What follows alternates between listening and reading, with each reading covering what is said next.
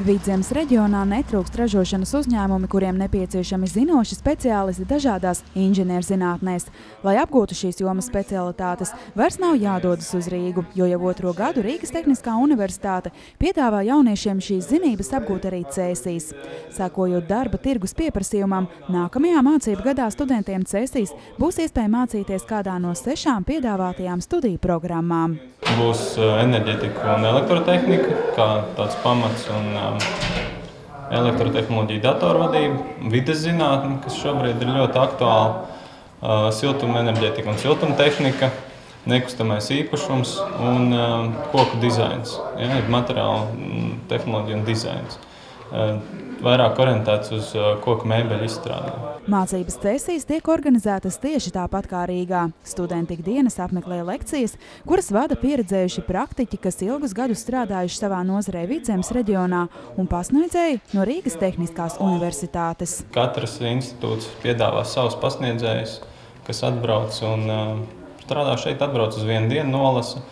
Pat cik studijas ir daļēji moduļu veidā, tad tādus priekšmets, kur vajadzīgi pasniedzēji no Rīgas, viņi atbrauc un ļoti ātri un nolasa, un studenti nokārto eksāmenu pirms sesijas faktiski. Jaunieši, kas pērn uzsāka mācības Cēsīs, kā galvenos plusus savai izvēlei, min kvalitatīvu izglītību tuvu savai dzīvesvietai un individuālu mācību spēku pieeju katram studentam. Es šeit varu iemācīties daudz labāk, jo mēs šeit studenti esam mazāk nekā Rīgā, un pieeja ir līdz ar to individuālāka, un līdz ar to es varu arī tvert vairāk no visu tā, ko pastāst, un arī, ja kaut kas ir neskaidrs, uzreiz pajautāt, kas Rīgā pilnīgi noteikti nebūtu iespējams. Atkrīt braukāšana un kojas vai dzīvokļu īrēšana, tas viss tīri finansiāli ir ļoti atvieglina dzīvi katrā ziņā. Studijas galvenokārt notiek Cēsīs Raunas ielā 4. Šeit iekārtota mācību auditorija, bibliotēka un laboratorija, kurā pieejams moderns aprīkojums un materiāli praktisko iemaņu apgūšanai. Uzņēmums ABB un Baltijas industriālais servis Rīgas Tehniskās universitātes Cēsu topošajai filiālei šogad uzdāvinājis jaunu asinhronās piedziņas mācību stendu. Izmantojot to, jauniešiem būs iespēja apgūt šāda veida iekārtu vadību. Praktiski tas ir jebkurā mūsdienu ražotnē. Jebkurš konvejers, jebkura piedziņa, arī sūkņu piedziņa, tā ir balstīta uz šādu sistēmu.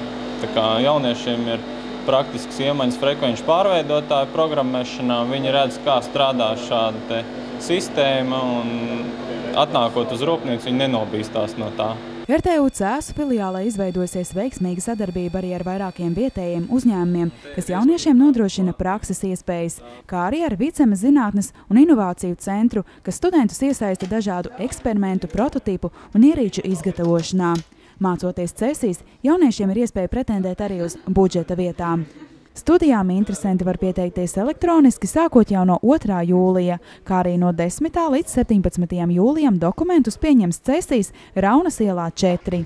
RTU Cēsu topošā filiāle gaida ikvienu, kurš vēlas apgūt tehniskās zināšanas savas dzīves vietas tuvumā.